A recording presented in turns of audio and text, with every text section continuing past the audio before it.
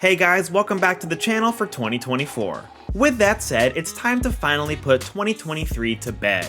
It was good to us. Between the highs of Baldur's Gate 3 and the lows of Redfall, we had plenty to talk about. Honestly, it's hard to imagine 2024 coming anywhere close to what we got last year, but I'm not here to bring the negative energy into the new year. I'll leave that to the pundits, am I right or am I right? This is a hopeful season, so Gabe and I decided to come together and discuss what our most anticipated co-op games will be in the upcoming year.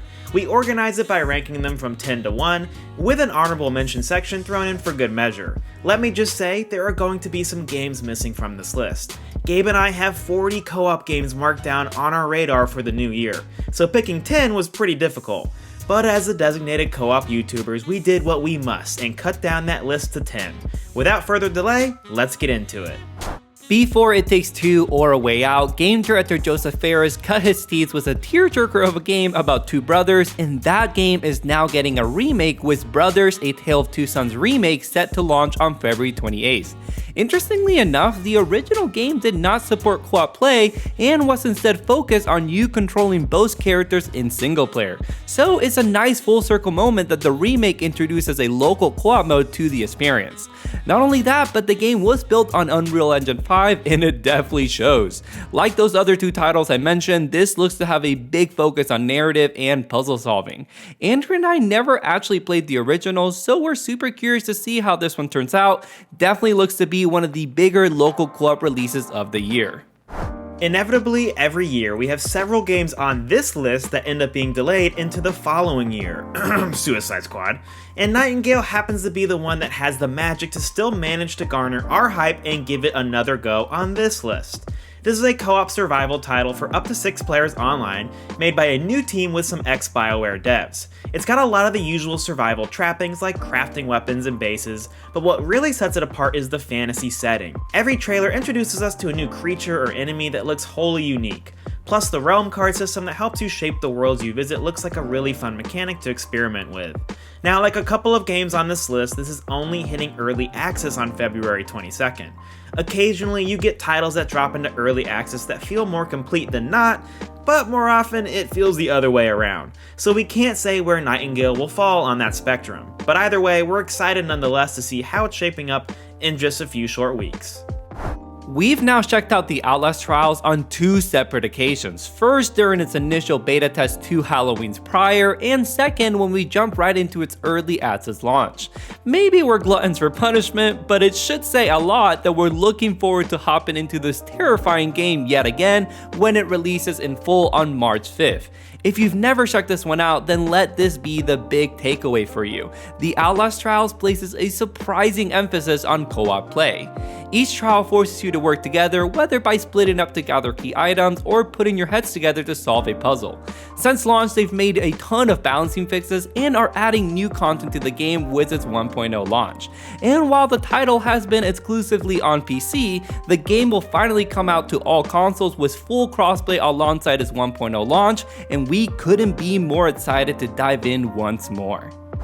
If you had told me that Little Nightmares 3 was going to be one of my most anticipated co-op titles of 2024 pre-announcement, I would have been extremely confused. You mean the 2D platformer series that looks like it was plucked directly out of my nightmares? Oh, I wish I could, but I don't want to. But then they dropped that first trailer and the game looked to be entirely focused on 2-player co-op, and I was like, okay. In this iteration of the series, you follow Lo and Alone, and they try to find a way out of nowhere, a place fueled by the nightmares of childhood. That description checks out. It doesn't have a release date yet, but is planning on 2024, and unfortunately is only online. Sad to see a lack of local co-op here. But either way, it's a game Gabe and I will have to check out on day one.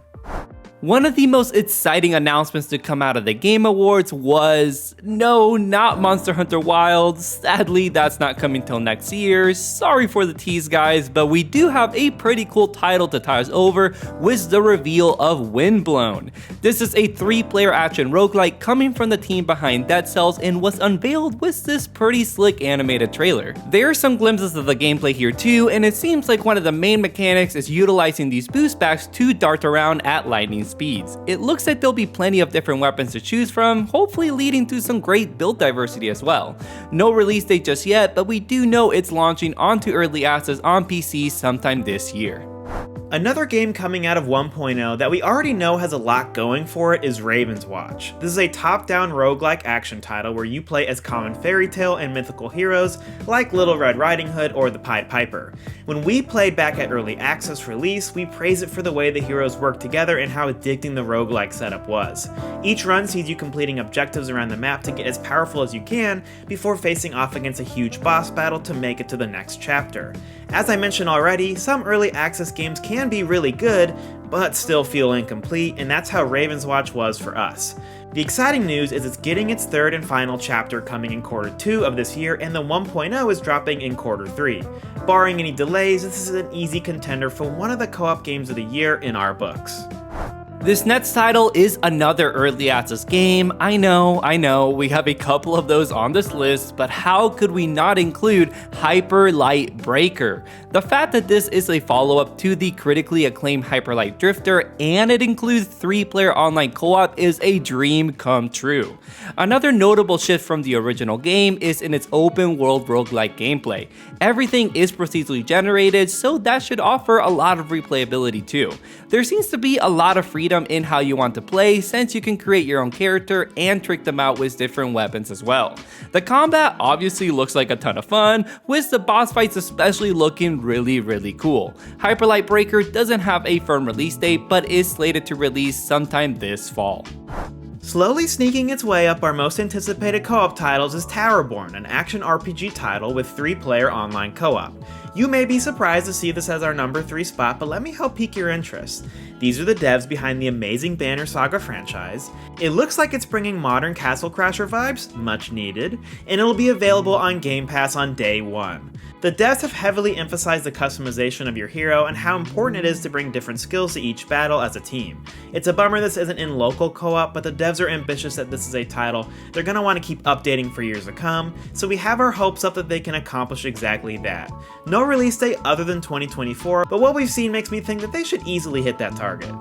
It was a tough competition for our number 1 slot, but we're happy to give the honor of runner-up to Helldivers II. This is a 4-player online co-op third-person shooter releasing on PS5 and PC on February 8th. Even though the sequel is making the move from top-down to third-person, it still looks to retain a lot of tactical elements. You still have to work together with your squad to coordinate the different kinds of stratagems you can use, which are essentially airstrikes or equipment you can request from command. Each mission is going to require different kinds of tools and arsenal, so you have to customize your character accordingly and also consider your team composition, of course. It really feels like this game was built with co-op in mind, and I'm happy we don't have to wait too long for the bros to play it for themselves. Probably surprising absolutely no one, our most anticipated co-op title for 2024 is Warhammer 40k Space Marines 2. The inevitable delay out of 2023 wasn't too much of a bummer for us, because 2024 needs to have a big hitter to look forward to, and thanks to Space Marine's September 9th release date, we now have exactly that. This is a 3-player online action game where you become everything a Warhammer Space Marine should be. Brutally violent and explosive on the battlefield. I mean, just look at this footage. If this game is even half as good as this looks, I think we can all be happy. Expect Gabe and I to cover this day 1 with our resident Warhammer expert Garrett in tow. We've got a lot of good co-op games to look forward to in 2024, so congrats to Space Marines 2 for sticking out in the crowd. Like Andrew said at the top, it was really tough to narrow down this list to 10 titles, so here's 5 more games that didn't quite make the list but still deserve an honorable mention. Yet another game making its formal 1.0 debut is Sons of the Forest, releasing in full on February 22nd. This was one of the more feature-complete early access titles we've ever played, so much so we finished the campaign, at least what it was during that period. Since launch, the team have continued to optimize the game, add various features, and the 1.0 update promises to expand the campaign to make it feel truly complete. We'll hopefully dive back in to see the new updates and maybe even finally put out our full review. Rotwood is a game we're dying to play, let alone hear anything about since it was announced way back in 2022. It's a 1 to 4 player hack and slash featuring both online and local co-op, and it comes from the team behind Don't Starve. It's launching onto early access hopefully this year. This is definitely one of our most anticipated titles and likely would have made the list had we just received any kind of update on it. Hopefully that's right around the corner.